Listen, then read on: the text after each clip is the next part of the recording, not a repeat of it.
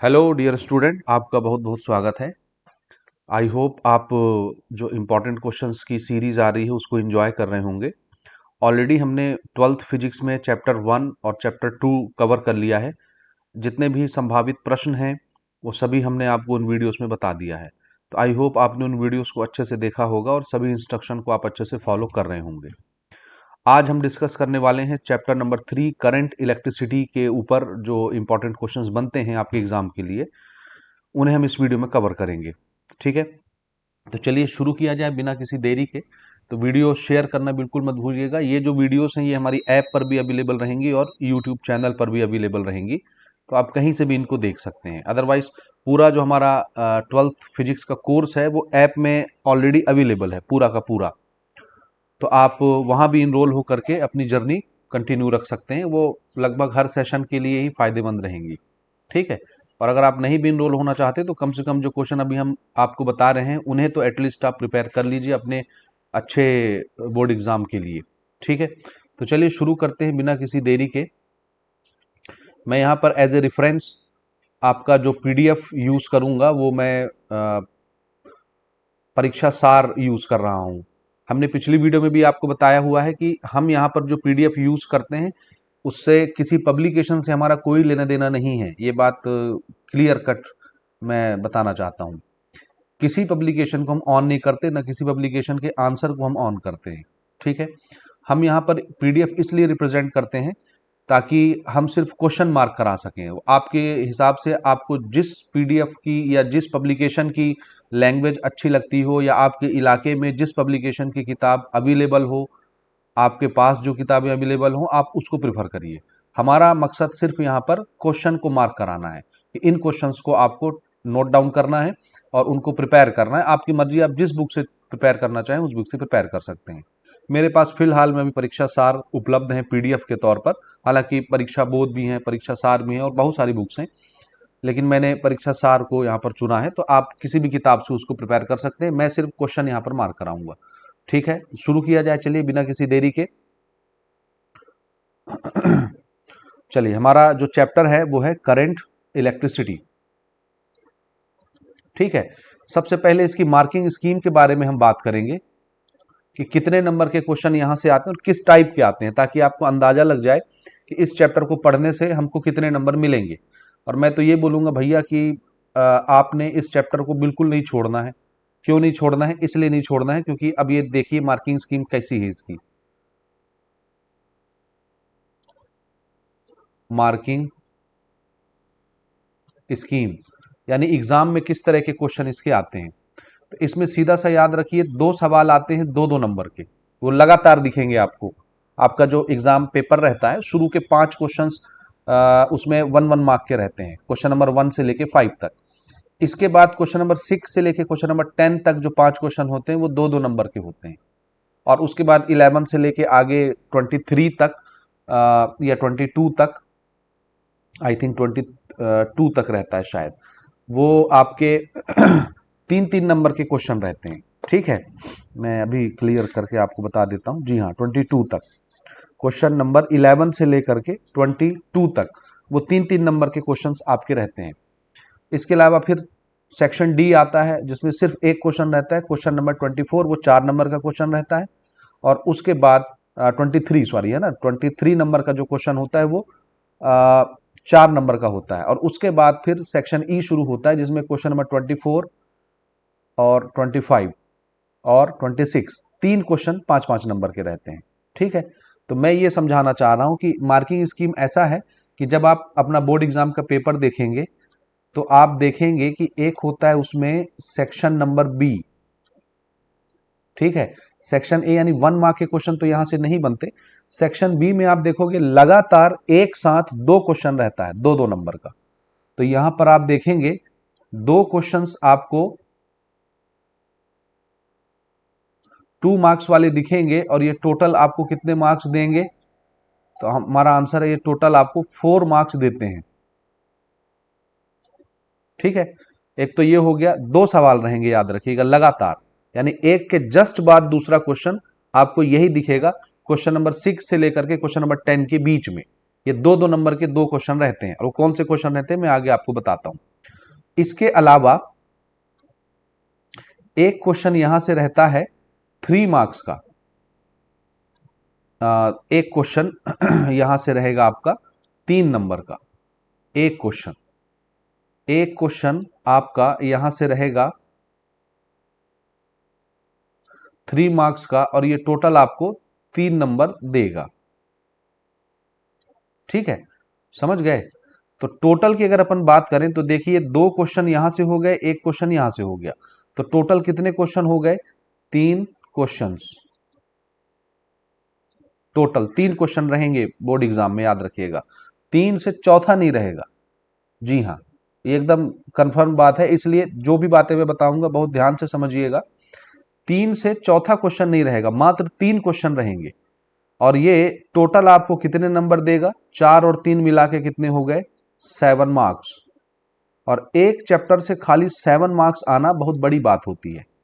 इसीलिए मैं ये कह रहा था कि कुछ भी करिए, इस चैप्टर को आपको नहीं छोड़ना है एनी हाउ। तो कुछ भी करके इसके जितने क्वेश्चन हम यहां पर टारगेट कर रहे हैं, उन सभी क्वेश्चनों को आप अच्छे तरीके से प्रिपेयर कर लीजिएगा। समझ गए ना? जितना अच्छे तरीके से मुमकिन हो सके आप इनके सभी क्वेश्चनों को आप प्रिपेयर करेंगे। अब सवाल कैसे आएंगे? तो जाहिर सी बात है, 2-2 नंबर के क्वेश्चन बड़े छोटे छोटे आते हैं, डेफिनेशन टाइप के क्वेश्चन आते हैं, या डिफरेंस टाइप के क्वेश्चन आते हैं। समझ रहे हैं? 2 नंबर के जो क्वेश्चन होंगे वो एकदम सिंपल क्वेश्चंस रहेंगे, डेफिनेशन टाइप के, या और अगर अपन बात करें ठीक है, तो 2 नंबर के लिए यहां से सिर्फ डेफिनेशन वाले क्वेश्चन और डिफरेंस वाले क्वेश्चन पूछे जाते हैं। ठीक, तो ये तो मार्किंग क्राइटेरिया आपने अच्छे से याद रखना है कि भाई 3 क्वेश्चन यहां से टोटल आते हैं, और वो 7 नंबर हमको टोटल देके जाते हैं। तो 7 नंबर एक बड़ा वेटेज है। बहुत ही कम ही चैप्टर हैं पूरे फिजिक्स के अंदर जहां से 7 नंबर 8 नंबर के क्वेश्चन बनते हैं। अदरवाइज हर चैप्टर में आप देखोगे 4 नंबर, 3 नंबर, 2 नंबर, या ज्यादा से ज्यादा 5 नंबर तक के क्वेश्चन आते हैं। लेकिन ये एक ऐसा चैप्टर है जहां से 7 मार्क्स के क्वेश्चन आते हैं। और भी चैप्टर है जहां से ज्यादा मार्क्स के क्वेश्चन आते हैं, वो फिर हम आगे की सीरीज में डिस्कस करेंगे। ठीक है, चलिए सबसे पहले अब हमको पढ़ना क्या क्या है उस पर अब हम डिस्कशन करने जा रहे हैं। ठीक है, तो यहां अब आप नजर बनाए रखिए। सबसे पहले करंट का डेफिनेशन उतना इंपॉर्टेंट नहीं है, नहीं पूछा जाता। ठीक है, करंट स्केलर क्वांटिटी है कि वेक्टर क्वांटिटी है उतना इंपॉर्टेंट नहीं है, ये भी नहीं पूछा जाता। ठीक है, लेकिन फिलहाल चूंकि ये चैप्टर ही पूरा करंट इलेक्ट्रिसिटी के ऊपर है, तो आपको करंट का डेफिनेशन एटलीस्ट आना चाहिए। So what is electric current? It is defined as the rate of flow of charge through any cross section area of a conductor. यानी किसी कंडक्टर के क्रॉस सेक्शन एरिया से 1 सेकंड में कितने charges cross होते हैं। तो जितने भी चार्जेस 1 सेकंड में निकल जाएंगे किसी गेट से, उसको हम बोलेंगे करंट, करंट की इंटेंसिटी। और करंट को अपन आई से दिखाते हैं, फॉर्मूला होता है Q अपॉन टी, यानी charge per unit time. 1 second में कितने चार्ज यहां से क्रॉस होते हैं, चार्ज पर यूनिट टाइम। ठीक, करंट का जो यूनिट होता है वो होता है एम्पियर। एम्पियर साइंटिस्ट का नाम है, इसलिए कैपिटल लेटर हम इसके सिंबल के तौर पर यूज करते हैं। करंट स्केलर है या वेक्टर, ये तो नॉर्मली नहीं पूछा जाता। हाँ, करंट डेंसिटी जरूर पूछी जाती है, लेकिन ये 2024 में ऑलरेडी पूछा जा चुका है, इसीलिए अब इसके 2025 में आने की संभावना नहीं है। तो आप करंट डेंसिटी को जरूर स्किप कर सकते हैं। करंट डेंसिटी कुछ नहीं होता, आपको याद जरूर रखना है कि करंट पर यूनिट एरिया, किसी पर्टिकुलर यूनिट एरिया से, यानी 1 मीटर स्क्वायर या 1 सेंटीमीटर स्क्वायर एरिया से जो करंट फ्लो होती है, उस करंट को बोलते हैं करंट डेंसिटी। ये वेक्टर क्वांटिटी ही याद रखना, जबकि इलेक्ट्रिक करंट स्केलर क्वांटिटी होती है। यहां आप इसमें पढ़ेंगे तो आपको मिल जाएगा, स्केलर क्वांटिटी होती है इलेक्ट्रिक करंट। लेकिन ये यहां आगे लिखा है क्यों स्केलर क्वांटिटी होती है, पूरा डिटेल लेक्चर ऑलरेडी हमने कवर करा रखा है। तो यहाँ आप इसको पढ़ के आप देख लीजिएगा। ये वेक्टर एडिशन के नियम को फॉलो नहीं करती, इसका एडिशन जो है वो सिंपल अलजेब्रा के नियम के तहत होता है, इसलिए ये स्केलर क्वांटिटी मानी जाती है। लेकिन करंट के बाद डायरेक्शन जरूर होती है, क्योंकि हम करंट को पॉजिटिव और नेगेटिव से दिखाते हैं, और प्लस और माइनस फिजिक्स में डायरेक्शन के लिए यूज किए जाते हैं। तो करंट एक ऐसी क्वांटिटी है जिसके पास डायरेक्शन होता है, डायरेक्शन होने के बावजूद वो स्केलर क्वांटिटी है। उसका कारण क्या है? कारण ये है कि करंट का जो एडिशन होता है वो सिंपल मैथमेटिक्स के रूल से होता है, सिंपल अलजेब्रा के रूल से होता है। वेक्टर एडिशन के नियम को करंट फॉलो नहीं करती, इसलिए करंट स्केलर क्वांटिटी मानी जाती है। लेकिन करंट डेंसिटी वेक्टर क्वांटिटी याद रखिएगा, इसकी डायरेक्शन होती है। ठीक, अब डायरेक्शन किधर होती है? अब वो आपको समझना पड़ेगा, एरिया के परपेंडिकुलर होती है। ठीक, तो इस ये तो वैसे ही 2024 में आ चुका, तो आप स्किप कर सकते हैं, कोई दिक्कत नहीं है। इसके अलावा प्यारे स्टूडेंट्स, आपको जो पढ़ना है इस साल के लिए जो इंपॉर्टेंट है और हर साल के लिए जो इंपॉर्टेंट रहता है वो ये है, ये ड्रिफ्ट वेलोसिटी आपने पढ़नी है, इसकी वैल्यू आपको पढ़नी है। तो ये क्वेश्चन आप 2025 बोर्ड के लिए प्रिपेयर कर लीजिए, ड्रिफ्ट वेलोसिटी। ठीक है, यानी दो दो नंबर के दो क्वेश्चन आने हैं। एक क्वेश्चन सिंपल रहता है, डेफिनेशन के तौर पर रहता है, या कभी कभी डिफरेंस के तौर पर आ जाता है कि जैसे रेसिस्टेंस और स्पेसिफिक रेसिस्टेंस में अंतर बताओ, समझ आया? पोटेंशियोमीटर और वोल्ट मीटर में अंतर बताओ, ओमिक रेसिस्टेंस और नॉन ओमिक रेसिस्टेंस में अंतर बताओ। इस तरह के सवाल आएंगे, याद रखना। और अगर ये नहीं आएगा तो सिंपल एक डेफिनेशन आएगा, जैसे ड्रिफ्ट वेलोसिटी बता दीजिए, उसकी वैल्यू बता दीजिए। ड्रिफ्ट वेलोसिटी स्केलर क्वांटिटी है, वेक्टर क्वांटिटी, इस तरह का क्वेश्चन आएगा। तो ये क्वेश्चन तो भाई मोस्ट इंपॉर्टेंट है, आप सब कुछ छोड़ के इसको जरूर प्रिपेयर करेंगे, ड्रिफ्ट वेलोसिटी। आगे मैं और बताता हूं, रेसिस्टेंस के ऊपर क्वेश्चन आता है, जैसे कंडक्टिविटी के ऊपर आ जाएगा, रेसिस्टिविटी के ऊपर आ जाएगा, स्पेसिफिक रेसिस्टेंस उसी को बोलते हैं। कंडक्टेंस और कंडक्टिविटी में डिफरेंस लिखो, रेसिस्टेंस और रेसिस्टिविटी में डिफरेंस लिखो। इसी प्रकार से रेसिस्टेंस के ऊपर जो सबसे फेवरेट टॉपिक है वो है कार्बन रेसिस्टर, यानी कलर कोडिंग। कलर कोडिंग के ऊपर हर साल क्वेश्चन बनता है 2 नंबर के लिए। तो एक क्वेश्चन तो कलर कोडिंग का आपने हर हाल में प्रिपेयर करना है, वो हम आगे डिस्कस करेंगे। ठीक है, यहां तक हो गया। तो ये क्वेश्चन आप प्रिपेयर कर लीजिएगा, कुछ भी छोड़ छाड़ के, यानी सब कुछ छोड़ के इसको पढ़ना है, ड्रिफ्ट वेलोसिटी। ठीक है, आगे बढ़े। अब हम एक और 2 नंबर के क्वेश्चन की तरफ आगे बढ़ते हैं, और वो क्वेश्चन आपके सामने ये रहा। ये भी 2024 में आ चुका है, तो 25 में तो संभावना नहीं रखता, लेकिन फिर भी आपको इसको प्रिपेयर करना है। स्पेसिफिक रेसिस्टेंस किसको बोलते हैं, कौन कौन से फैक्टर होते हैं जो इसकी वैल्यू को अफेक्ट कर सकते हैं, रेसिस्टेंस की वैल्यू को किसी मटेरियल के। तो रेसिस्टेंस, स्पेसिफिक रेसिस्टेंस या रेसिस्टिविटी किसको बोलते हैं, इसका आंसर आप प्रिपेयर कर लेंगे, क्योंकि इस क्वेश्चन का कोई भरोसा नहीं रहता, 24 में भी आ गया, 25 में भी आ सकता है। इसलिए ये सबसे पॉपुलर क्वेश्चन है। रेसिस्टिविटी, रेसिस्टेंस घुमा फिरा के कैसे करके पूछा जा सकता है, कभी डिफरेंस पूछा जा सकता है, रेसिस्टिविटी में और रेसिस्टेंस में अंतर बताओ, तो कुछ भी आ सकता है यहां से भाई। तो इसको आपने प्रिपेयर करना है हर हाल में। तो ये भी एक इंपॉर्टेंट क्वेश्चन है। हालांकि 2024 में आया है, तो 25 में उतना डायरेक्ट नहीं पूछेगा। तो डायरेक्ट नहीं पूछेगा तो फिर कैसे पूछेगा, फिर डिफरेंस पूछेगा, याद रखना। ठीक है, यहां जैसे आप ध्यान से देखिएगा, यहां पे डायरेक्ट क्वेश्चन पूछा ना, डिफाइन स्पेसिफिक रेसिस्टेंस और रेसिस्टिविटी, उसकी यूनिट बताइए। अब अगर 2025 के लिए हम बात करें, तो 2025 में इनका अंतर पूछ लेगा। जैसे पूछ देगा डिफरेंस बिटवीन रेसिस्टेंस और रेसिस्टिविटी। रेसिस्टिविटी को स्पेसिफिक रेसिस्टेंस भी बोलते हैं ना, ये एक ही चिड़िया के दो नाम है। इन दोनों में अंतर पूछ लेगा, तो ये आप 2025 के लिए अवश्य प्रिपेयर करेंगे। इनका डिफरेंस जहां कहीं भी मिल जाए, आप जिस बुक को फॉलो करते हो, मैंने क्वेश्चन बता दिया, इसको आपने प्रिपेयर करना है 2025 के लिए। ये आ सकता है, संभावित है। ठीक है, याद रहेगा। इसके बाद चलिए एक और बढ़िया मजेदार सवाल की तरफ आगे बढ़ते हैं। अभी सिर्फ 2 नंबर के क्वेश्चन हम डिस्कस कर रहे हैं। ठीक है, इस तरह के जनरल क्वेश्चन तो नहीं आते, लगभग छोटे छोटे क्वेश्चन आते हैं, बहुत छोटे। इस पर न्यूमेरिकल भी बनते हैं, वो आगे हम डिस्कस करेंगे। अगला जो सवाल है मजेदार, वो ये है, ये इंपॉर्टेंट है। ये आपको दुनिया भर के प्रश्न बैंक में भी मिलेगा, एक्सपेक्टेड पेपर में मिल जाएगा, मॉडल पेपर में भी इसको डाला गया है इस साल 2025 के लिए। It is easier to start motor car during summer rather than in winter, why. इस क्वेश्चन को शब्दों का हेर फेर करके, घुमा फिरा के, बना के पूछा जा सकता है। तो मैंने बता दिया, दुनिया भर के क्वेश्चन बैंक में ये क्वेश्चन है इस साल 2025 के लिए। मॉडल पेपर्स में भी आप देख लीजिए, प्रबोध का मॉडल पेपर उठा के देख लीजिए, नवबोध का मॉडल पेपर उठा के देख लीजिए, ये सवाल आपको मिल जाएगा कहीं ना कहीं। 4 सेट होते हैं, किसी न किसी एक सेट में ही मिल जाएगा। तो इससे अच्छा है कि आप इसको प्रिपेयर कर लीजिए। इस पे सवाल ये है कि गर्मी के दिनों में कार स्टार्ट करना ज्यादा आसान होता है एज कंपेयर टू ठंडी के दिनों में, तो इसका कारण क्या है। ठीक है, तो इसका कारण तो मैं अब समझाऊंगा तो बहुत समय लग जाएगा। बहरकैफ इतना समझ लीजिए कि ठंडी के दिनों में जाहिर सी बात है, हमको लगता है कि इंजन ठंडा हो गया तो कार स्टार्ट नहीं होगी या मोटरसाइकिल स्टार्ट नहीं होगा। गर्मी में इंजन गर्म रहता है, तुरंत स्टार्ट हो जाता है। ऐसा कुछ नहीं है, सब कमाल होता है बैटरी के अंदर का जो सॉल्यूशन होता है, एसिड जिसको बोलते हैं, उसका। ठंडी के दिनों में टेम्परेचर कम होने के कारण जो सॉल्यूशन होता है वो ठंडा रहता है, और ठंडी चीजों का जो रेसिस्टेंस है वो ज्यादा होता है। समझ आया। गर्मी के दिनों में टेम्परेचर ज्यादा होता है, तो टेम्परेचर ज्यादा होने से जो बैटरी के अंदर सॉल्यूशन भरा होता है, लिक्विड इलेक्ट्रोलिटिक सॉल्यूशन जिसको बोलते हैं, वो सॉल्यूशन एक्चुअली पतला हो जाता है। और ठंडी में गाढ़ा रहता है।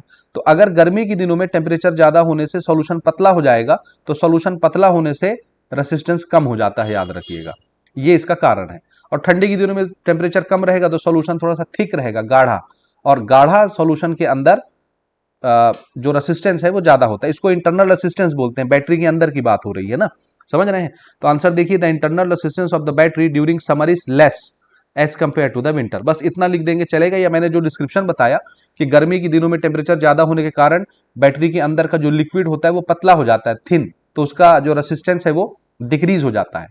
समझ आई बात। और ठंडी के दिनों में जो सॉल्यूशन होता है बैटरी के अंदर का, जो लिक्विड होता है, पानी होता है या एसिड होता है, वो गाढ़ा रहता है, गाढ़े सॉल्यूशन का रेसिस्टेंस ज्यादा होता है, इसीलिए करंट आ नहीं पाती, रेसिस्टेंस ज्यादा है तो।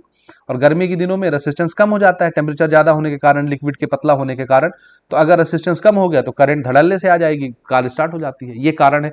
तो आप डिटेल के साथ भी लिख सकते हैं, इतना भी लिख सकते हैं, चलेगा, लेकिन इसको प्रिपेयर कर लेना हर हाल में, समझ गए।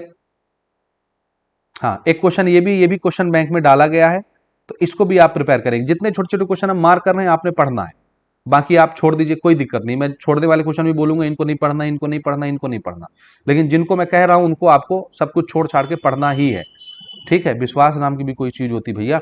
When a high power heater is connected to mains bulbs become dim, why. ये क्वेश्चन भी घुमा फिरा के शब्दों के हेर फेर के साथ पूछा जाता है, ठीक है। कि हमने घर का कोई डिवाइस चलाया तो हम देखते हैं पूरे घर की बिजली जो है डिम हो गई।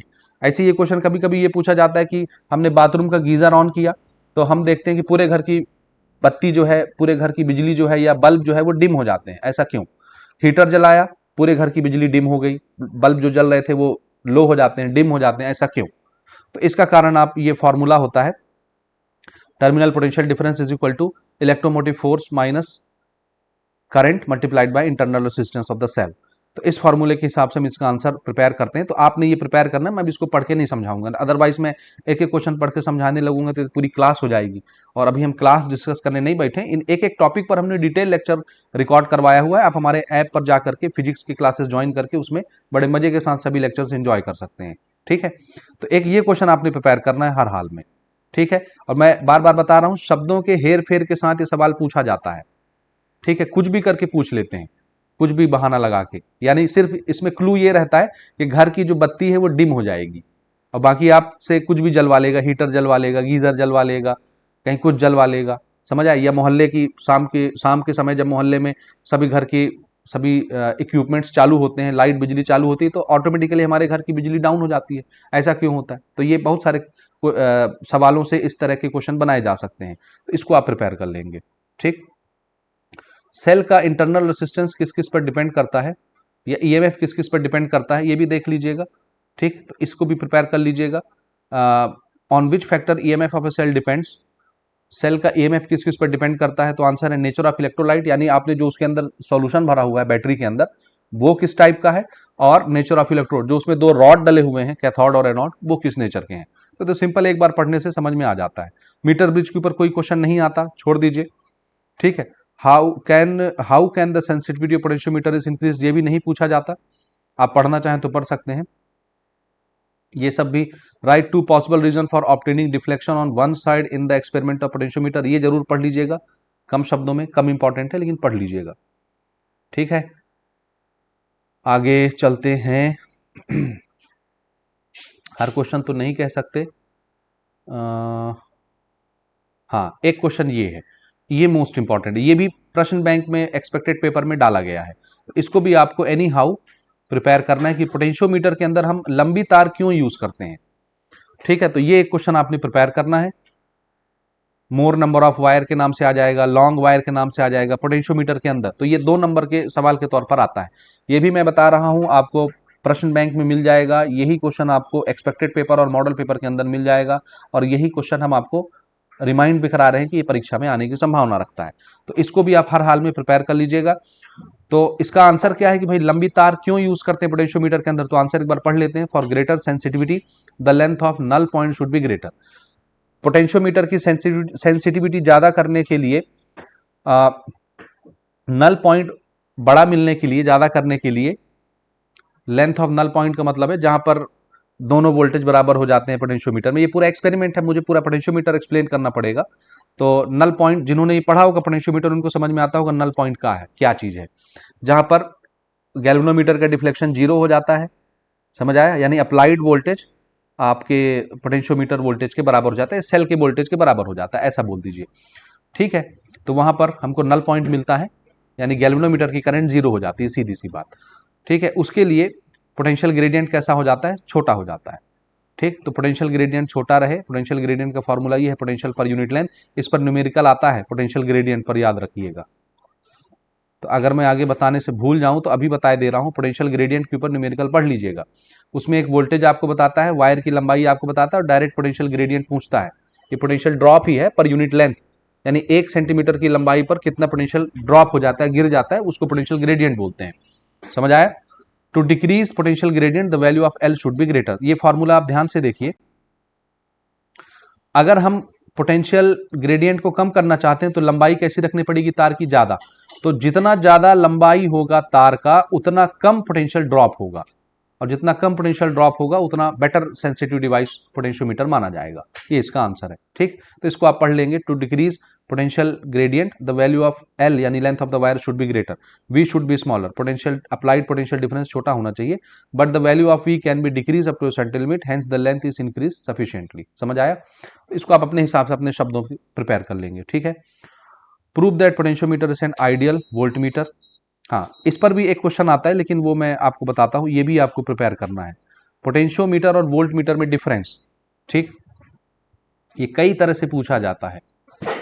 पोटेंशियोमीटर वर्सेस वोल्टमीटर, यानी इनका क्या लिखना रहेगा आपको? डिफरेंस लिखना रहेगा।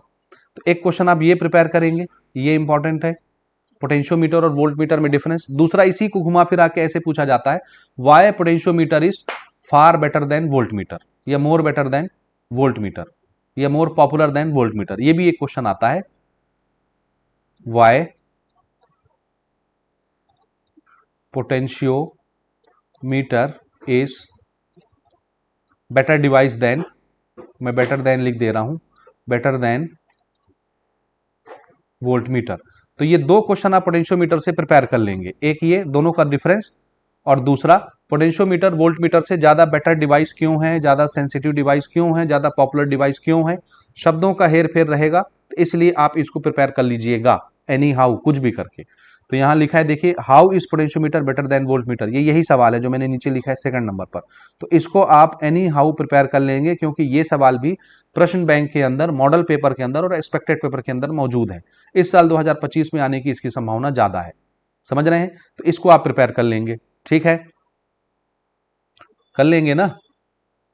हाँ, पोटेंशियोमीटर पर ऑलरेडी हमने भी डिटेल लेक्चर कवर करा रखा है, तो वो भी आप प्रिपेयर करेंगे। अच्छा, इसके अलावा आते हैं बाकी क्वेश्चन को छोड़ते हुए, ये छोटे छोटे जो डेफिनेशन होंगे, यानी पॉपुलर क्वांटिटीज के डेफिनेशन,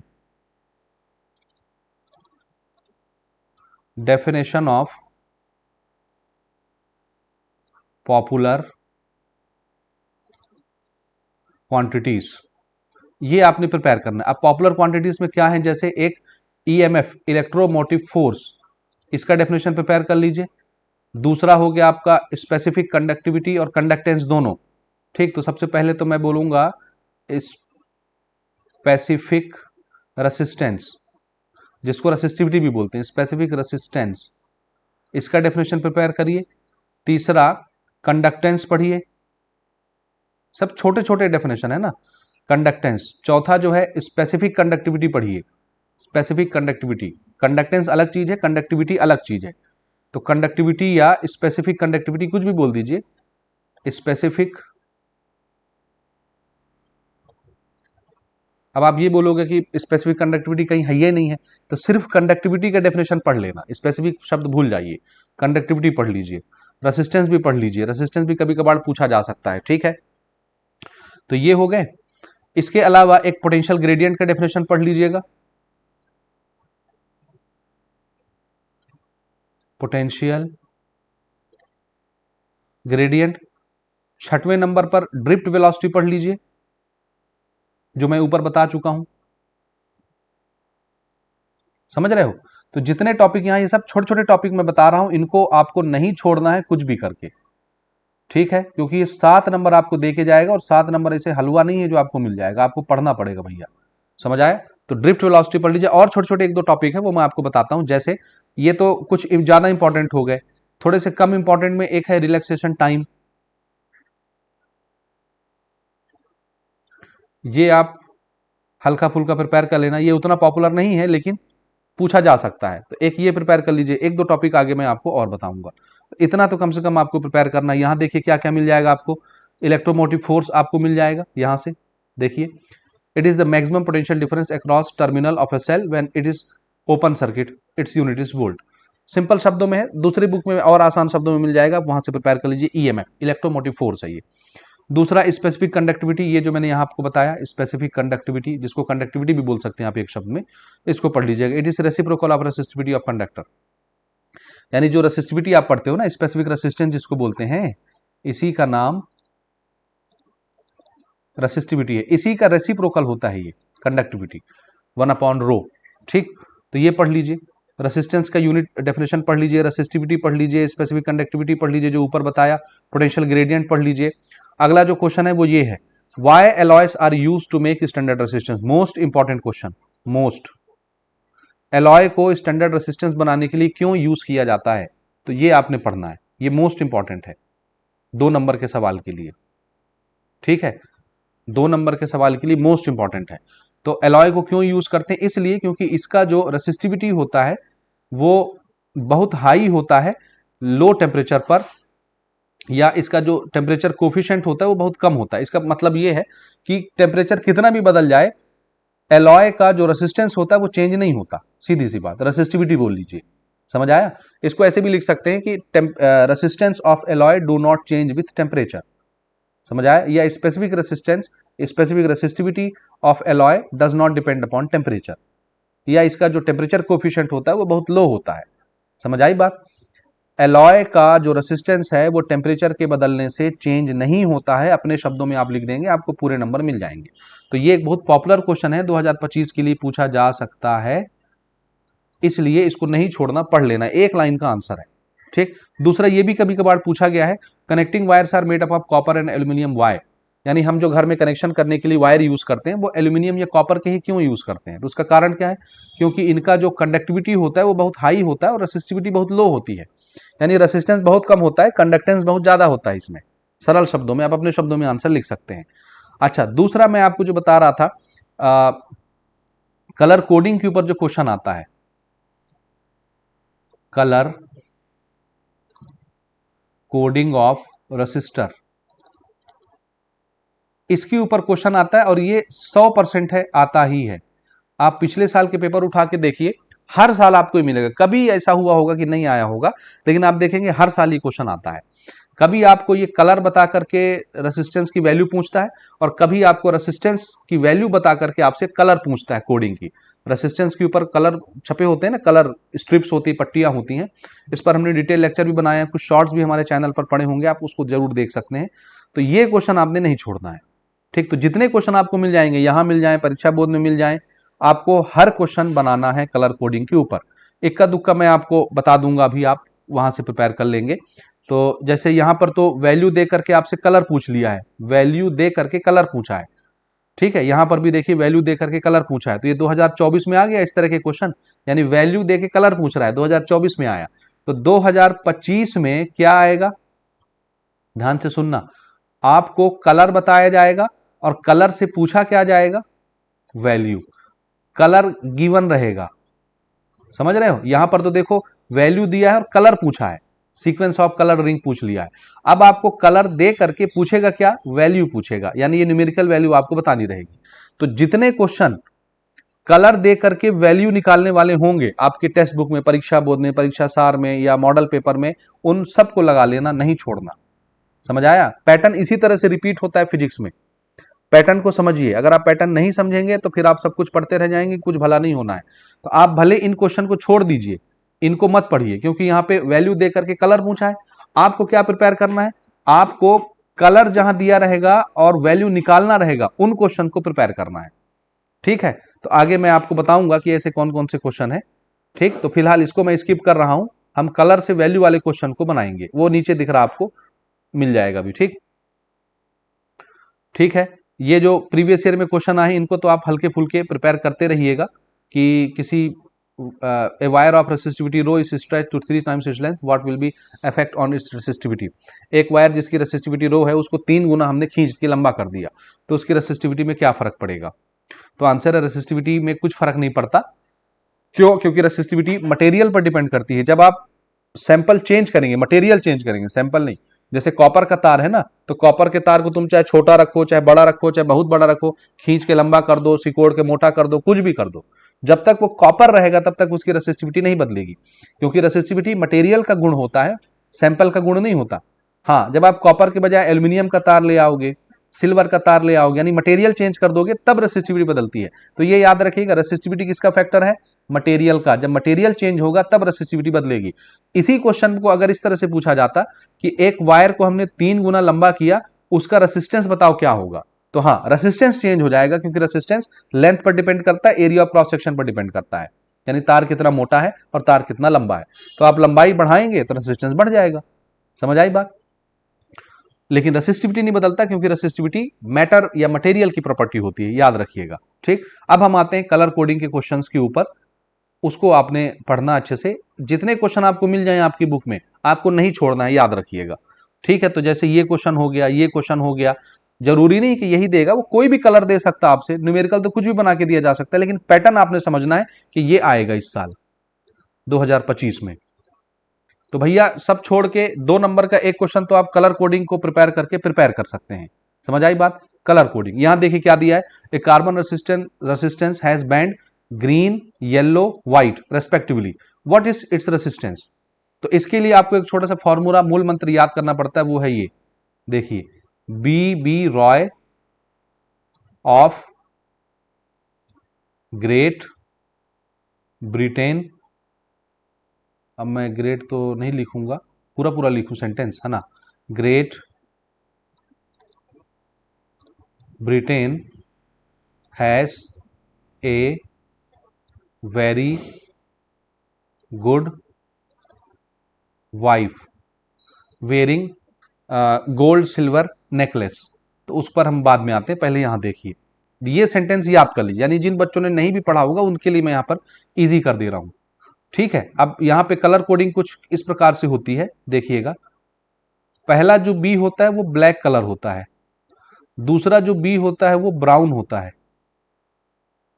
ठीक, ब्लैक ब्राउन, यानी ये 0 नंबर देते हैं, इसको 1 नंबर देते हैं, इसको 2, इसको 3, इसको 4, इसको 5, इसको 6, इसको 7, इसको 8 और इसको 9। इस तरह से याद रखते हैं, यानी ये दोनों बी हम काउंट करते हैं, ये ROY रॉय काउंट करते हैं, ग्रेट का जी ले लेते हैं, ब्रिटेन का बी ले लेते हैं, हैज वैसे ही फालतू में है, वेरी का वी ले लेते हैं, गुड का जी ले लेते हैं और वाइफ का डब्ल्यू ले लेते हैं। अब इसको पहचानना, तो पहले बी से ब्लैक हो गया, दूसरे बी से ब्राउन हो गया, फिर आर से हो गया रेड, ओ से हो गया ऑरेंज, ठीक है, वाई से हो गया येलो, समझ रहे हो, और जी से हो गया ग्रीन। ठीक, फिर बी से हो गया ब्लू, 3 बार बी आ गया ना, तो पहले बी में ब्लैक है, दूसरे बी में ब्राउन है, और तीसरा बी जब आएगा तो ब्लू रहेगा। वी से हो गया वायलेट, और जी से हो गया ग्रे, ठीक, ग्रे कलर, और फिर लास्ट वाला डब्ल्यू से हो गया व्हाइट। समझ रहे हैं, ये कलर की कोडिंग है।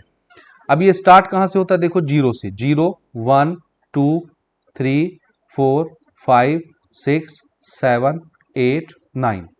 समझ रहे हो, ये इस तरह से ये नंबर्स आपको कोडिंग के तौर पर याद रखना है। ठीक है, ये नंबर कोडिंग के तौर पर आपको याद रखना है। ठीक है, अब ध्यान से समझिएगा, इसके अलावा भी होता है, जैसे मैंने ये लिख दिया, BB Roy of Great Britain has very good wife wearing, wearing यानी पहनना, गोल्ड सिल्वर नेकलेस। तो ये जो सेंटेंस है ये खाली एरर बताने के लिए होता है।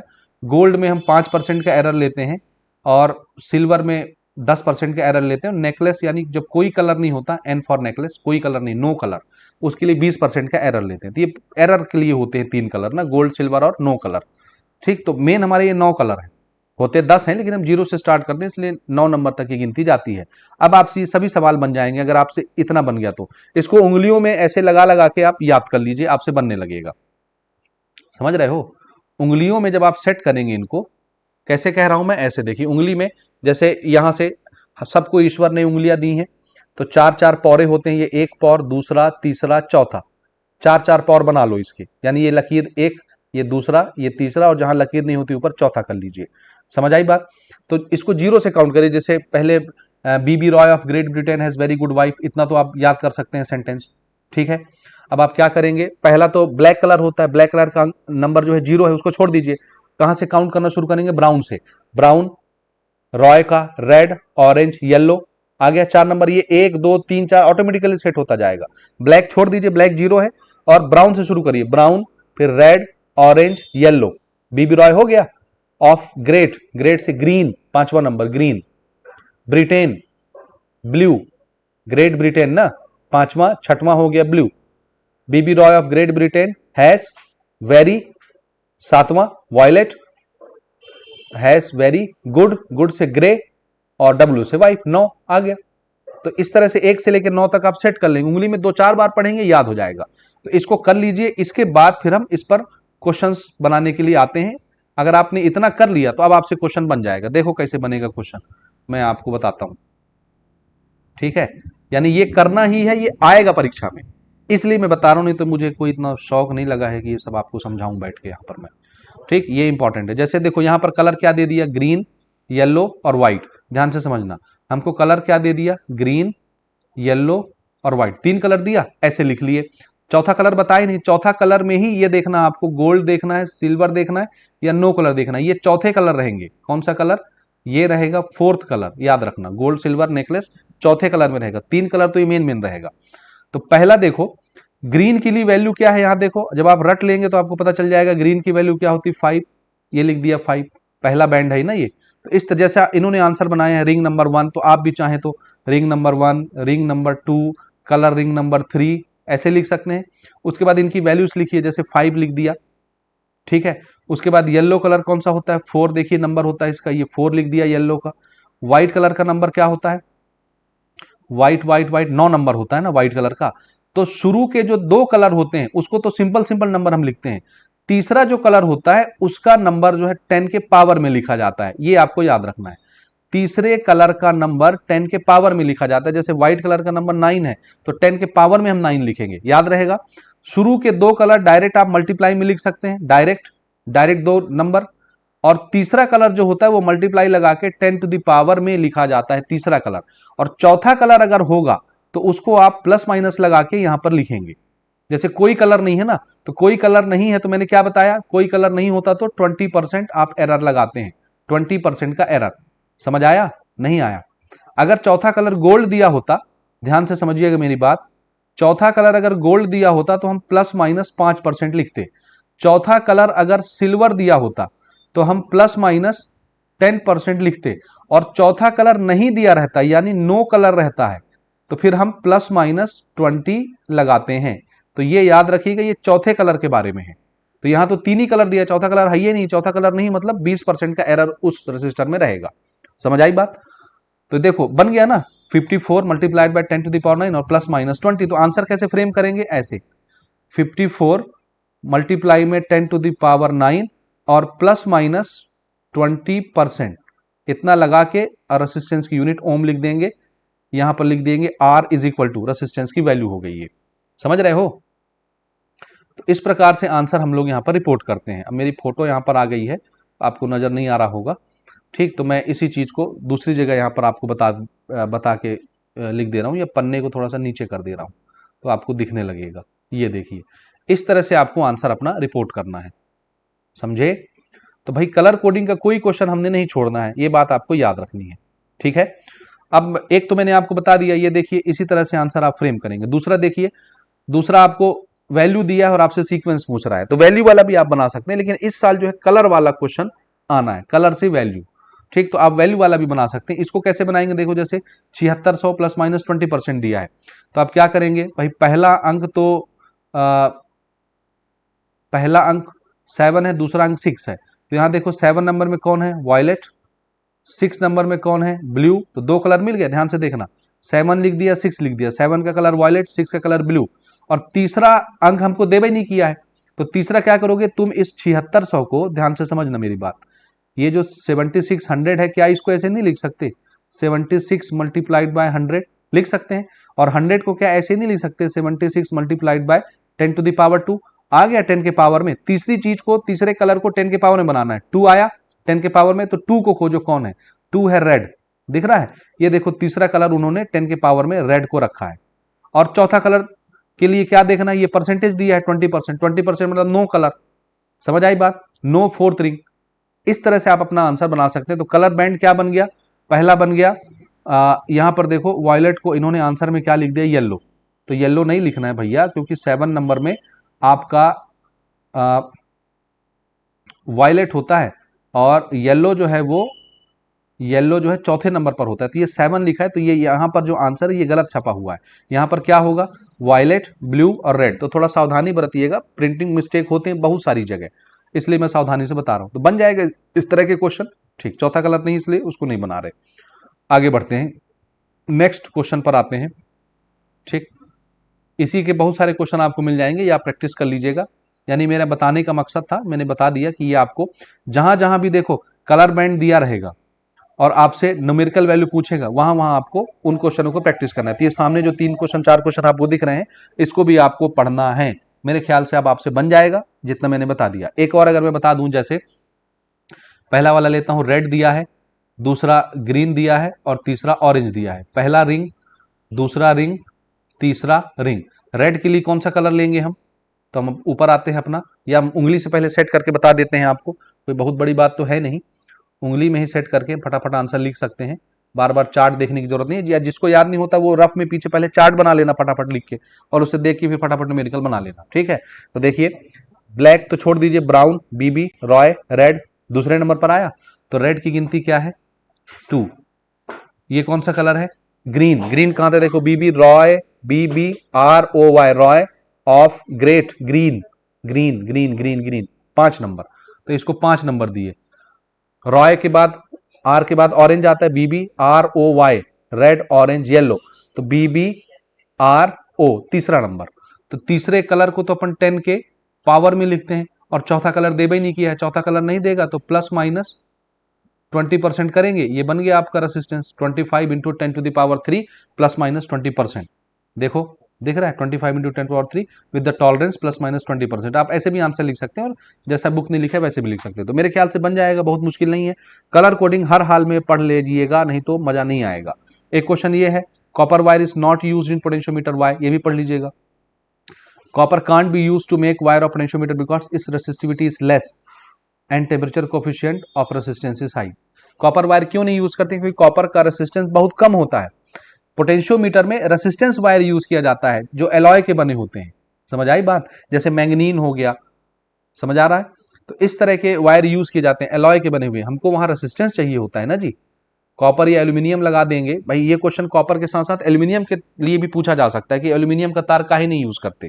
तो इसका आंसर क्या है कि क्योंकि उनका रेसिस्टेंस कम होता है, कंडक्टेंस ज्यादा होता है, इसलिए हम उसको यूज नहीं करते। यूज किसको करना है, जिसका रेसिस्टेंस ज्यादा हो, ऐसे तार को हम यूज करते हैं, समझे। जिनका रेसिस्टेंस ज्यादा हो ऐसे वायर यूज किए जाते हैं, ठीक है। तो जिनका रेसिस्टेंस ज्यादा होता है ऐसे तार पोटेंशियोमीटर के अंदर यूज किए जाते हैं, कॉपर और एल्यूमिनियम यूज नहीं किए जाते, ठीक है। अब हम आगे बढ़ेंगे, बाकी चीजें छोड़िए, यानी जो इंपॉर्टेंट है वो मैंने आपको बता दिया। ओम्स लॉ तो नहीं पूछा जाता, 10वीं के लेवल का क्वेश्चन है, ठीक है। मीटर ब्रिज के ऊपर भी कोई क्वेश्चन नहीं आता, ओम्स लॉ नहीं आता। अब आपकी अगर दुर्भाग्य होगा तो पूछ लेगा ओम्स लॉ प्रूव करने के लिए, अदरवाइज अभी तक तो ऐसा कोई क्वेश्चन नहीं आता। ये मैंने बोला ना, ड्रिफ्ट वेलोसिटी पढ़ना आपने, एक ये न्यूमेरिकल, एक ये क्वेश्चन जो है ये पढ़ना है। अब ये जो क्वेश्चन है ये 3 नंबर के लिए, 2 नंबर के टॉपिक खत्म, 3 नंबर के लाइक ये क्वेश्चन है। ये भी आपके प्रश्न बैंक में, मॉडल पेपर में, एक्सपेक्टेड पेपर में डाला गया है, इसलिए इसको भी हल्के में नहीं लेना है, ये आपने पढ़ना है। क्या चीज है, obtain relation between current and drift velocity. ये अभी तक तो नहीं पूछा जाता था, लेकिन अब पूछा जाएगा। 2023 में भी पूछा गया है देखिए, और 25 में भी इसके आने की संभावना है। तो ये डेरिवेशन आपने प्रिपेयर करना है भैया, समझ आए? यानी ड्रिफ्ट वेलोसिटी और करंट का क्या रिलेशन है, वो हम फॉर्मूला एक बनाते हैं ना, I current is equal to N E A V D, drift velocity.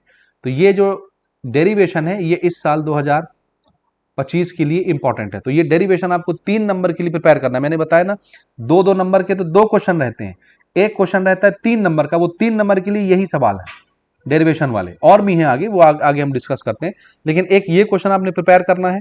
अब कैसे प्रिपेयर करना है, कहाँ प्रिपेयर करना है भाई, अब वो मैं अभी नहीं समझा पाऊंगा। समझ आई बात? आप यहाँ से देख के पढ़ लीजिए, किसी नोट्स देख के पढ़ लीजिए, किसी वीडियो देख करके पढ़ लीजिए। हमारे जो स्टूडेंट हमारे ऐप के साथ जुड़े हुए हैं उन्होंने ऑलरेडी ये प्रिपेयर कर रखा है, मैंने क्लास लेक्चर के दौरान डिटेल के साथ इनको कवर किया है, तो आप वहां से इनको प्रिपेयर करेंगे। ठीक है, 2 नंबर के लिए एक क्वेश्चन है जो डिफरेंस के तौर पर आता है। मैंने बोला ना 2 नंबर में तो सिंपल डेफिनेशन पूछता है, ये डिफरेंस पूछ लेता है। तो डिफरेंस जितने आपको मिलेंगे वो सब आपको पढ़ना है, जैसे ईएमएफ और पोटेंशियल डिफरेंस के बीच में अंतर।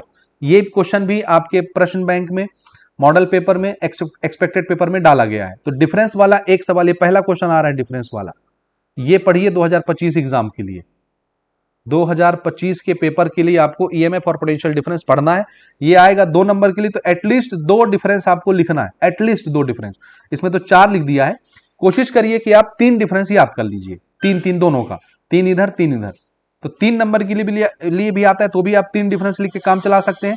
2 नंबर के लिए भी आता है तो भी आप 3 डिफरेंस लिख के काम चला सकते हैं। तो 3-3 डिफरेंस एटलीस्ट आप यहां से प्रिपेयर कर लीजिए। तो डिफरेंस वाले जितने क्वेश्चन आएंगे, मैंने पहले ही बोला था, वोल्ट मीटर और पोटेंशियोमीटर के बीच में डिफरेंस, ध्यान से समझिएगा, पोटेंशियोमीटर वर्सेस वोल्ट मीटर के बीच में डिफरेंस, ओमिक रेसिस्टेंस और नॉन ओमिक रेसिस्टेंस के बीच का डिफरेंस, समझ आ रहा है? इसी प्रकार से ईएमएफ और पोटेंशियोमीटर के बीच का डिफरेंस, ये आपको पढ़ना है। समझ गए? पढ़ना है, पढ़ना है, पढ़ना है, बिना पढ़े तो भाई गुजारा है ये नहीं है। तो ये आप प्रिपेयर कर लीजिएगा, मैं एक एक चीज पढ़ के यहाँ पे नहीं बता पाऊंगा। इंटरनल रेसिस्टेंस ऑफ सेल, ये भी एक बड़ा मेन इंपॉर्टेंट क्वेश्चन है जो 3 नंबर के लिए सीधा पूछा जाता है। 2024 में भी इस पर कुछ कुछ क्वेश्चन शायद बने थे, तो अगर नहीं बने हैं तो आपको ये पढ़ना है, क्योंकि ये भी एक मोस्ट इंपॉर्टेंट क्वेश्चन है 2025 के लिए। इंटरनल रेसिस्टेंस ऑफ सेल, और कौन कौन से ऐसे फैक्टर होते हैं जिस पर सेल का इंटरनल रेसिस्टेंस डिपेंड करता है, तो ये आपने पढ़ना है। तो बहुत छोटा सा क्वेश्चन है, कुछ नहीं रखा है। इंटरनल रेसिस्टेंस ऑफ सेल क्या चीज है? आंसर है बैटरी के अंदर जो इलेक्ट्रोलाइट भरा होता है ना, सॉल्यूशन, वो जो रेसिस्टेंस ऑफर करता है करंट के रास्ते में, उसी को इंटरनल रेसिस्टेंस बोलते हैं। एक लाइन का डेफिनेशन है, सिर्फ सुन के याद हो जाएगा। तो देखिए, the resistance offered by electrolyte of the cell during flow of current inside the cell is called internal resistance. याद नहीं हो जाएगा, आप हिंदी में समझ लीजिए, अपने शब्दों में लिख दीजिएगा, आपको पूरे नंबर मिलेंगे। समझ आई बात? कि बैटरी के अंदर जो लिक्विड भरा होता है, वो लिक्विड जो रेसिस्टेंस ऑफर करता है, रेसिस्टेंस बनाता है करंट के रास्ते में, वही रेसिस्टेंस कहलाता है बैटरी के अंदर का इंटरनल रेसिस्टेंस। कौन कौन से ऐसे फैक्टर होते हैं उसको याद कर लीजिए, ये बड़ा फेवरेट टॉपिक है बोर्ड का, याद रखना। तो आंसर है इलेक्ट्रोड के बीच का डिस्टेंस। अगर डिस्टेंस ज्यादा हो जाएगा, बिल्कुल वही है, तार की लंबाई ज्यादा हो जाएगी, रेसिस्टेंस बढ़ जाएगा। ये फॉर्मूला याद रखना, वायर वाला। Resistance is directly proportional to, आपने पढ़ा होगा, लेंथ अपॉन एरिया। समझ आया? अगर लंबाई बढ़ जाएगी रेसिस्टेंस बढ़ जाएगा, एरिया डिनोमिनेटर में, एरिया बढ़ जाएगा तो रेसिस्टेंस कम हो जाएगा। ये सिंपल सा फॉर्मूला रेसिस्टेंस का याद रखिए। अब देखिए, 2 इलेक्ट्रोड के बीच का डिस्टेंस अगर बढ़ा दिया तो तार की लंबाई बढ़ न गई, डिस्टेंस बढ़ गया मतलब लंबाई बढ़ गई, तो रेसिस्टेंस बढ़ जाएगा। समझ आई बात? डिस्टेंस कम कर दिया, लेंथ कम हो गया, रेसिस्टेंस कम हो जाएगा। देखिए, distance between electrode, as the distance increases internal resistance increases. दूसरा, area of immersed electrode, electrode कितना लिक्विड के अंदर डुबाया आपने, जितना डुबाएंगे उतना एरिया बढ़ेगा, और एरिया बढ़ेगा तो रेसिस्टेंस कम होता जाएगा। पढ़ लीजिए, the area increases internal resistance decreases. समझ आया? तीसरा, कंसंट्रेशन ऑफ द इलेक्ट्रोलाइट, यानी बीच में जो सॉल्यूशन भरा हुआ है वो गाढ़ा है कि पतला है। अगर वो गाढ़ा होगा तो रेसिस्टेंस बढ़ जाएगा, अगर वो पतला होगा रेसिस्टेंस कम हो जाएगा। पढ़ लीजिए, as the concentration is more the internal resistance is more, गाढ़ा होगा तो रेसिस्टेंस बढ़ जाएगा। टेम्परेचर बढ़ेगा तो जो लिक्विड होगा वो पतला होगा, रेसिस्टेंस कम हो जाएगा। Increase of temperature decrease the internal resistance. 3-4 factor है, आसानी के साथ आपको समझ में आ जाएगा। आप खाली अपने शब्दों में समझ लीजिए, परीक्षा में जाके अपने शब्दों में लिख दीजिए, बस रटने रुटाने की जरूरत नहीं है। ठीक है, आगे बढ़ते हैं। इंटरनल रेसिस्टेंस, एक ये डेरिवेशन 3 नंबर के लिए आप प्रिपेयर करेंगे। एक मैंने ऊपर बताया ना कि करंट NEAVD और ड्रिफ्ट वेलोसिटी के बीच का डेरिवेशन आपको करना है। तो पहले नंबर में ये डेरिवेशन कर लीजिए 3 नंबर के लिए, और दूसरे नंबर में ये वाला डेरिवेशन कर लीजिए, यानी internal resistance is equal to external resistance multiplied by E upon V minus 1। Internal resistance और एक्सटर्नल रेसिस्टेंस के बीच का ये रिलेशन है, ये आपने प्रिपेयर करना है। ये सीधा सीधा 3 नंबर के लिए आएगा, तो कुछ भी करके मर जी के इसको पढ़ लेना। दो में से कोई एक क्वेश्चन आपको देखने को मिलेगा, या तो ये आ जाएगा या तो ये आ जाएगा। तो इनका डेरिवेशन आपको पढ़ना है, ये सीधा सीधा 3 मार्क के लिए आएंगे, 3 नंबरों के लिए। ठीक है, आगे बढ़ते हैं, चलिए। ठीक, 3 नंबर के हमारे ये 2 क्वेश्चन हो गए। हाँ, यहां पर देखेंगे, ये एक क्वेश्चन आया था 2024 में, किरचॉफ का सेकंड लॉ पूछा था। किरचॉफ के 2 लॉ होते हैं ना, किरचॉफ के 2 नियम होते हैं, फर्स्ट लॉ और एक होता है सेकंड लॉ। फर्स्ट लॉ होता है करंट के अबाउट, जिसको केसीएल बोलते हैं, किरचॉफ करंट लॉ। और सेकंड लॉ होता है वोल्टेज के अबाउट, जिसको केवीएल बोलते हैं, किरचॉफ वोल्टेज लॉ। तो 2024 में सेकंड लॉ पूछा है, यानी केवीएल पूछा है परीक्षा में। समझ आई बात? तो 2025 में अगर पैटर्न रिपीट होता है तो केसीएल पूछा जा सकता है, यानी करंट वाला डेफिनेशन किरचॉफ का पूछा जा सकता है। समझ आई बात? तो फर्स्ट लॉ पढ़ लीजिए। फर्स्ट लॉ ये है, the algebraic sum of current meeting at any junction is in a circuit is 0। बस इतना ही है, और आप ये लिखेंगे, एक छोटा सा डायग्राम बनाएंगे, बस खत्म। तो इसको मैं डिटेल से नहीं समझा सकता, आप मेरे लेक्चर देख सकते हैं, आपको बड़ा बढ़िया डिटेल लेक्चर यहां से मिल जाएगा। तो 2025 के लिए आप केसीएल यानी इसका जो फर्स्ट लॉ होता है उसको पढ़ लीजिएगा, ये सेकंड लॉ छोड़ दीजिएगा। समझ आई बात? इसमें 2 लॉ लिखे हुए हैं, आप परीक्षा बोर्ड परीक्षा सार कहीं से भी देखिए, 2 लॉ लिखे होते हैं। सेकंड, इसको लूप लॉ भी बोलते हैं, वोल्टेज लॉ को लूप लॉ भी बोलते हैं, और फर्स्ट लॉ को हम लोग जंक्शन लॉ बोलते हैं, जंक्शन, क्योंकि ये जंक्शन पर काम करता है। इसको करंट लॉ भी बोलते हैं, जंक्शन लॉ भी बोलते हैं। समझ आया? तो 25 के लिए आप केसीएल यानी पहला वाला आप सिद्धांत इसका पढ़ लीजिएगा किरचॉफ का, क्योंकि पैटर्न जब रिपीट होता है, तो इस साल अगर 24 में केवीएल पूछा है, तो नेक्स्ट ईयर यानी 2025 में कंपलसरी आपसे केसीएल पूछ लेगा। तो ये पहला वाला आप जरूर यहां से पढ़ लीजिएगा, ये बता दिया मैंने, हिंट कर दिया। अकलमंद को इशारा काफी है, पढ़ लेना भैया। ठीक है, लंबा चौड़ा देख के घबराना नहीं है। तीसरा 3 नंबर के लिए जो सबसे इंपॉर्टेंट क्वेश्चन है वो ये है, व्हीटस्टोन ब्रिज। ठीक है, तो ये आपने पढ़ना है। तो 3 नंबर के 3 क्वेश्चन मैंने बता दिया। एक आपको करंट वाला, आप जो फॉर्मूला पढ़ेंगे NEAVD, इसका डेरिवेशन। और दूसरा क्या बता दिया, internal resistance is equal to external resistance E upon V minus 1। ये पहला हो गया, ये दूसरा हो गया, इंटरनल रेसिस्टेंस और एक्सटर्नल रेसिस्टेंस के बीच का रिलेशन। और तीसरा जो सबसे फेवरेट है और सबसे ज्यादा चांस है आने के, वो है व्हीटस्टोन ब्रिज। व्हीटस्टोन ब्रिज का डेरिवेशन। ठीक, तो आप भले इसको या इसको ना प्रिपेयर करें, लेकिन इसको आप जरूर प्रिपेयर करें, ये 100% चांस है, क्योंकि ये सबसे ज्यादा पॉपुलर है। तो आप इसको जरूर पढ़ लीजिएगा, व्हीटस्टोन ब्रिज। तो 3 ही क्वेश्चन आपको 3-3 नंबर के लिए प्रिपेयर करना है यहां से, बस इससे ज्यादा नहीं पढ़ना है। समझ गए? ये तो आ चुका 2024 में, तो अब ये नहीं आएगा। रेसिस्टेंस क्या है, किन किन फैक्टर पर डिपेंड करता है, ऐसा यूनिट क्या है, ये नहीं पूछेगा। ऊपर मैं बता चुका हूं छोटे छोटे डेफिनेशन कौन कौन से पढ़ने हैं आपको, खाली उन्हीं को पढ़ना आपने। स्पेसिफिक रेसिस्टेंस पढ़ लेना, ये ऊपर मैंने पहले ही बता दिया। ये डिफरेंस आया, डिफरेंस पढ़ लीजिएगा। डिफरेंस जितने मिलेंगे सब आपको पढ़ने हैं। ऊपर मैंने एक बता दिया आपको, वोल्ट मीटर और पोटेंशियोमीटर के बीच डिफरेंस पढ़ना है। एक और बताया ईएमएफ और पोटेंशियोमीटर के बीच, ईएमएफ और वोल्टेज जिसको बोलते हैं, या टर्मिनल पोटेंशियल डिफरेंस, वो पढ़ना है। ईएमएफ और पोटेंशियल के बीच में डिफरेंस पढ़ना है। तीसरा है स्पेसिफिक रेसिस्टेंस और रेसिस्टेंस के बीच डिफरेंस पढ़ना है, क्योंकि स्पेसिफिक रेसिस्टेंस और रेसिस्टेंस डेफिनेशन के तौर पे 2024 में आए हैं। तो 25 में अगर इसी पैटर्न को फॉलो करता है तो डिफरेंस पूछा जाएगा आपसे, याद रखिएगा। तो इसको प्रिपेयर कर लेना 2025 के लिए। ये लेक्चर की स्टार्टिंग से मैं बार बार बोल रहा हूं कि इसके डिफरेंस को आपको पढ़ना है। इसको भी मैं बार बार चिल्ला रहा था शुरू से कि आपको ओमिक रेसिस्टेंस और नॉन ओमिक रेसिस्टेंस के डिफरेंस को पढ़ना है, इसलिए क्योंकि ये दोनों क्वेश्चन आपके प्रश्न बैंक में, आपके मॉडल पेपर में, आपके एक्सपेक्टेड पेपर में डाला गया है। तो डिफरेंस आपको पढ़ना, ये 2 नंबर के सवाल रहेंगे, याद रखिएगा, 2 नंबर। ठीक है, और कभी कभार 3 नंबर के लिए भी बनाया जा सकता है। तो कम से कम 3-3 डिफरेंस आपको इनके पढ़ने हैं। बाकी रह गया सवाल, ये सीरीज कॉम्बिनेशन और पैरेलल कॉम्बिनेशन ये नहीं पूछे जाते, क्योंकि ये पूछे जाते हैं कैपेसिटर के लिए, जो पिछले चैप्टर में हम डिस्कस करके आ चुके हैं। ठीक है, तो इनको आपको नहीं पढ़ना है। ये देखिए पोटेंशियोमीटर, वोल्ट मीटर, मैंने बोला ना डिफरेंस जितना दिख रहा है पढ़ लेना। इस साल इनका संभावना है डिफरेंस आने का। ठीक, इनको मैं पहले ही बता चुका हूं कि ड्रिफ्ट वेलोसिटी प्रिपेयर करना है, रिलैक्सेशन टाइम प्रिपेयर करना है, पोटेंशियल डिफरेंस प्रिपेयर करना है। ये मैं डेफिनेशन वाले जो कॉलम में बता रहा था, इन सब के नाम मैं पहले ले चुका हूं। समझ आई बात? हाँ, अब आगे बढ़ते हैं। देखिए ये एक क्वेश्चन है सेल के ऊपर, ये 2024 में पूछा जा चुका है, तो आपने इस साल नहीं प्रिपेयर करना है, ये पूछा जा चुका है। ये भी पूछा जा चुका है, ये भी सेल सीरीज में पैरेलल में कनेक्ट करते हैं, मिक्स्ड कॉम्बिनेशन में कनेक्ट करते हैं, या क्या कहना चाहिए, मोर करंट चाहिए, लेस वोल्टेज चाहिए, समझ आया। इस तरह के सवाल जो बनते हैं, एक्सटर्नल रेसिस्टेंस ज्यादा होना चाहिए, इंटरनल रेसिस्टेंस कम होना चाहिए, वो ऑलरेडी 2024 में पूछे जा चुके हैं, तो इस साल उसकी संभावना नहीं है। ठीक, पोटेंशियोमीटर पर भी कोई क्वेश्चन नहीं आता लेंदी, तो छोड़ दीजिए पोटेंशियोमीटर, जितने मैं दिखा रहा हूं छोड़ दीजिए इनको, इनको सबको छोड़ देना है, नहीं पढ़ना है। पोटेंशियोमीटर पर न्यूमेरिकल आता है, वो मैं आगे लास्ट में आपको बता देता हूं।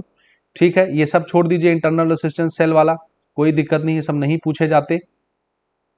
ठीक है, पूछे जाने योग्य जितने क्वेश्चन थे छोटे छोटे वो हम डिस्कस कर चुके। यहाँ पर क्या है, ये अननोन रेसिस्टेंस निकालना है मीटर ब्रिज की हेल्प से, नहीं पूछा जाता, नहीं पढ़ना आपने, छोड़ दीजिए। ठीक है, ये बड़े क्वेश्चन है, ये एक्सपेरिमेंटल पार्ट है, जिसको शौक हो वो हमारे एक एक्सपेरिमेंट का वीडियो डाला हुआ है, वहां से देख सकते हैं। तो देखिए ऑलमोस्ट हम खत्म होने के कगार पर आ गए। तो इस पर न्यूमेरिकल आपने पढ़ना है भाई, जो न्यूमेरिकल आपको दिख रहे हैं वो आप यहाँ से पढ़ लीजिएगा। अब रेसिस्टेंस के ऊपर मत पढ़िए, जैसे ये सब रेसिस्टर के कॉम्बिनेशन के ऊपर क्वेश्चन दिख रहा है ना सीरीज और पैरेलल में, नहीं पढ़ना है, नहीं आएगा, बिल्कुल नहीं आएगा, गारंटी है, छोड़ दीजिए। ठीक है, ये सब भी छोड़ दीजिए, जो आएगा अभी मैं आपको बताता हूं, इनको भी छोड़ दीजिए, ये भी नहीं आएगा, नहीं आएगा, नहीं आएगा। जो आने वाले क्वेश्चन है वो मैं आपको दिखा देता हूं। ठीक, ये भी नहीं पूछे जाएंगे, यानी रसिस्टर के सीरीज और पैरेलल कॉम्बिनेशन हमने छोड़ देने, नहीं पढ़ने यहां से। रसिस्टर पर सिर्फ कलर कोडिंग पढ़नी है, वो आएगा। ठीक है, अब यहां से ये कुछ कुछ क्वेश्चन है, ये भी नहीं पूछे जाते, लेकिन कभी कभार अगर आ गया तो सरसरी नजर से एक बार आप इन दो क्वेश्चनों को देख लीजिएगा। ठीक है, फॉर्मूला बेस्ड क्वेश्चन है, एक बार देख लेंगे। हाँ, अब यहां देखिए पोटेंशियोमीटर पर जो क्वेश्चन है पोटेंशियल ग्रेडियंट वाला, इनको पढ़ लीजिएगा, ये प्रीवियस ईयर में पूछे गए हैं, तो इनको जरूर बना लीजिएगा। बहुत सिंपल सा इसका फॉर्मूला होता है, पोटेंशियल ग्रेडियंट किसी से भी दिखा दो, रो से दिखा दो, फाई से दिखा दो, this is nothing voltage upon length. जो वोल्टेज दे रहेगा यहाँ पुट कर देना, तार की लंबाई यहाँ लिख देना, डिवाइड कर देना, जो आएगा आंसर आ जाएगा। यूनिट क्या बन जाएगी, वोल्ट, और नीचे लेंथ है तो पर मीटर, वोल्ट पर मीटर, शॉर्टकट में इसे लिखेंगे वोल्ट पर मीटर। ठीक है, बहुत सिंपल है, कुछ नहीं रखा है, सिर्फ वोल्टेज डिवाइडेड बाय आपको लेंथ करना है। तो क्वेश्चन से वोल्टेज निकाल लेना, क्वेश्चन से लेंथ निकाल लेना, दोनों को डिवाइड कर देना, बस पोटेंशियल ग्रेडियंट आ जाएगा। तो ये आता है, इसलिए 2 लाइन का न्यूमेरिकल है, इसलिए आप उसको पढ़ सकते हैं। हाँ, अब जो मेन क्वेश्चन है परीक्षा में पूछे जाने योग्य न्यूमेरिकल, वो ये है जो आपके सामने है। इसको इसलिए मैं प्रीफर कर रहा हूं क्योंकि ये आपके प्रश्न बैंक में है, आपके मॉडल पेपर में है, आपके एक्सपेक्टेड पेपर में, तीनों जगह मौजूद है ये, और बड़ी सख्ती के साथ इसको इस साल प्रमोट किया जा रहा है कि ये आ सकता है। ठीक, तो इसको आपने पढ़ना, ये पोटेंशियो क्या बोलते हैं आपके इंटरनल रेसिस्टेंस ऑफ सेल के ऊपर क्वेश्चन है। तो क्वेश्चन देखिए, by connecting the electrodes of a cell to a resistance, ये दे दिया रेसिस्टेंस 20 ओम, तो आप गिवन में लिख लीजिए रेसिस्टेंस कितना दिया हुआ है 20 ohm. Its potential difference decreases from 50 volt to 40 volt. Potential difference कहां से कहां चला गया, 50 वोल्ट से 40 वोल्ट। तो इसका पहचान ये रहता है, देखो दोनों का यूनिट वोल्ट है, यानी दोनों पोटेंशियल डिफरेंस है, दोनों में एक आपको बड़ा दिखेगा, एक आपको छोटा दिखेगा। जो बड़ा वोल्टेज दिखेगा उसको आप ईएमएफ मान लेना, ई लिख लेना, स्मॉल ई से लिखा जाता है, वैसे इसमें कैपिटल ई भी यूज करते हैं, तो आप कैपिटल या स्मॉल जो मर्जी वो यूज कर लो, मैं फिलहाल कैपिटल यूज कर दे रहा हूं। जो बड़ा वोल्टेज दिखेगा उसको आप ई मान लेना, यहां बड़ा वोल्टेज कितना दिख रहा है 50 वोल्ट। जो छोटा वोल्टेज दिखेगा वो होता है टर्मिनल पोटेंशियल डिफरेंस, उसको आप वी मान लेना। याद रहेगा क्या बता रहा हूं मैं, ये आपको रेसिस्टेंस देगा, सेल का रेसिस्टेंस इंटरनल रेसिस्टेंस होता है ना, by connecting the electrodes of a cell to a resistance 20 ohm, ये एक्सटर्नल रेसिस्टेंस है, एक्सटर्नल यानी सेल के बाहर की दुनिया का, सर्किट की दुनिया का रेसिस्टेंस कैपिटल आर से दिखाएंगे। सेल का जो रेसिस्टेंस है वो तो पूछेगा calculate the internal resistance of the cell, और इंटरनल रेसिस्टेंस को हम स्मॉल आर से दिखाते हैं। तो ये शब्द आपको मिल जाएगा, सेल का इंटरनल रेसिस्टेंस याद रखना, तो ये टॉपिक रहेगा। इसके लिए कंपलसरी है एक्सटर्नल रेसिस्टेंस का पता होना, ईएमएफ का पता होना, ये ईएमएफ है भैया ना, और इसको बोलते हैं टर्मिनल पोटेंशियल डिफरेंस, इसका पता होना। तो इससे हम ये निकाल सकते हैं, सिंपल सा फॉर्मूला है प्यारे बच्चों, जो अभी मैं ऊपर बता रहा था, डेरिवेशन आपको पढ़ना है इसका। Small R is equal to capital R, bracket में EMF divided by potential difference -1। Formula based question है, पुट करिए, रेसिस्टेंस कितना है 20, ईएमएफ कितना है 50, वोल्टेज कितना है 50/40 -1। एलसीएम लीजिए इसका, देखिए 20 एलसीएम लेंगे 40 आएगा, 50 माइनस 40 डिवाइडेड बाय 40। ठीक, फिर से देखिए ये कट जाएगा, एक एक जीरो, 2 1 जा 2, 2 2 जा 4, नीचे 2 आया। 50 माइनस 40 कितना हुआ, 10 डिवाइडेड बाय 2, कट के कितना हो जाएगा 5। ये इंटरनल रेसिस्टेंस है, रेसिस्टेंस की यूनिट ओम होती है ना, एकदम सिंपल। तो ये पढ़ लेना, क्योंकि ये बार बार इंफेसाइज किया जा रहा है इस साल पूछे जाने के लिए, इसीलिए भैया इसको पढ़ना है पढ़ना है पढ़ना है, कुछ भी करके एनी हाउ। तो बना लेंगे, जितने भी न्यूमेरिकल इसके दिखेंगे इंटरनल रेसिस्टेंस वाले, उसको आप पढ़ लीजिएगा। तो बिल्कुल इसी प्रकार से बनेगा, फॉर्मूला बेस्ड है, आसानी के साथ बन जाएगा। सिर्फ हमको फॉर्मूला याद रखना रहता है बस, और कुछ नहीं करना रहता। तो मेरे ख्याल से ये यहाँ पर समाप्त होता है। तो इनको आप आसानी के साथ पढ़ के प्रिपेयर कर सकते हैं, कोई बहुत ज़्यादा तीन तूफान की बात नहीं है। तो इतना ही है। तो मेरे ख्याल से मैंने जितने संभावित प्रश्न थे मैंने सब आपको बता दिए। तो मैं उम्मीद रखूंगा कि आप मेरी कही हुई बातों को गौर करेंगे और उतना समय निकालेंगे। 1 घंटे का वीडियो हो गया, लेकिन आप इतना समय अपना निकालेंगे बहुमूल्य और इनको प्रिपेयर करेंगे। तो इसी के साथ मैं विदा लेता हूं, अगले चैप्टर की तरफ हम लोग सफर बांधेंगे अपना। और नेक्स्ट चैप्टर हमारा जो चैप्टर 4 होगा वो एक बड़ा इंपॉर्टेंट चैप्टर है, जहां से 5 नंबर के क्वेश्चंस बनते हैं और 2 क्वेश्चन ऑप्शन में रहते हैं और दोनों 5-5 नंबर के रहते हैं। ठीक है, इसलिए वो तो छोड़ना पसंद नहीं करेंगे, और उन क्वेश्चनों को भी जानना बिल्कुल जरूरी है आपके लिए, ताकि आप अच्छे नंबर स्कोर कर सकें। तो चलिए, ऑल द बेस्ट। इतने क्वेश्चन प्रिपेयर कर लीजिए जितना बताया मैंने।